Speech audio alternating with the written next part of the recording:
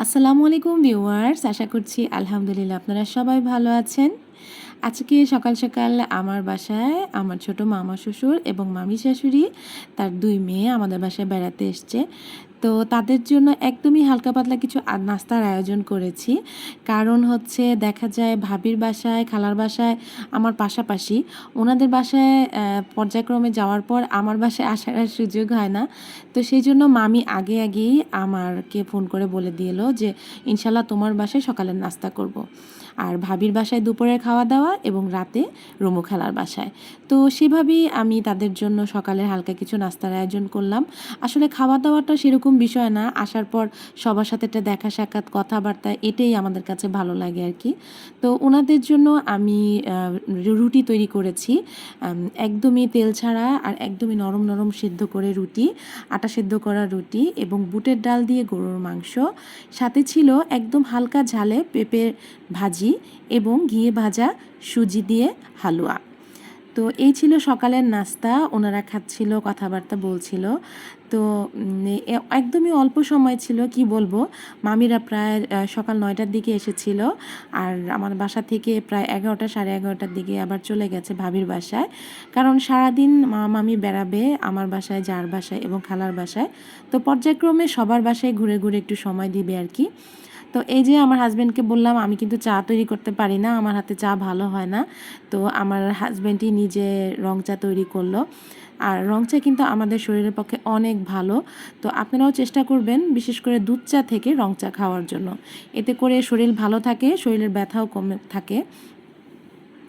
আর এই দেখেন সবাই এখন বসে বসে চা খাচ্ছিল আর আমি এখানে ওনাদেরকে ভিডিও করছিলাম।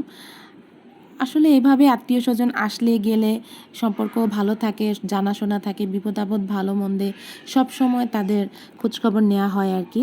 তো আমরাও এরকম আমার মামা শ্বশুরের বাসায় বেড়াতে যাই। তো যারা যারা আমার ব্লগ দেখেন তারা অবশ্যই জানেন আমরা এরকম, আমাদের মধ্যে এরকম প্রায়ই গেট টুগেদার হয় আমার জায়ের বাসায়, মামা শ্বশুরের বাসায়, খালা শাশুড়ির বাসায়। তো আজকে পালা হচ্ছে আমার মামা শ্বশুরের। তো আমরা এখানে গল্পগুজব করছিলাম আর ভাবি তো ভাবির বাসায় রান্না বান্না নিয়ে ব্যস্ত। তো ঈদের পরে যেহেতু আমরা ভাবিদের বাসায় কয়েকবারই দাওয়াত করেছে আমাদের, আমরা গিয়েছিলাম।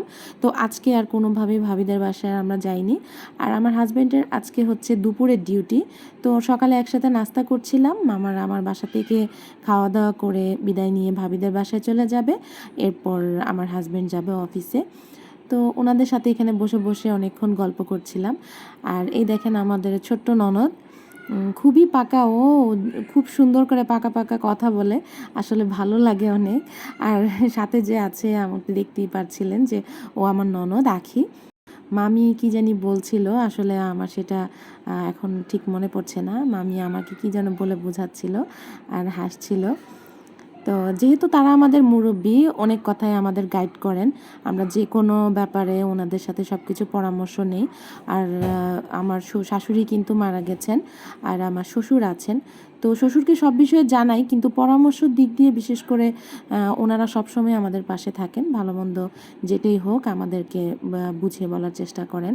ওনাদের কাছে অনেক পরামর্শ পাই আর কি। আর এই যে আমার ননদ এখানে কবিতা বলছিল।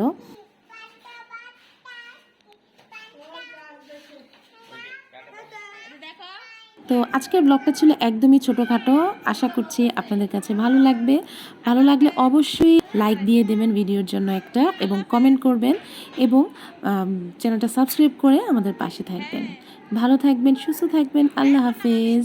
বিকাল দিকে যাবো না, হ্যাঁ এনে যে ওরা আপু অফিসে যাবে তো গুছা গাছা দেবো জানতে লাগবে।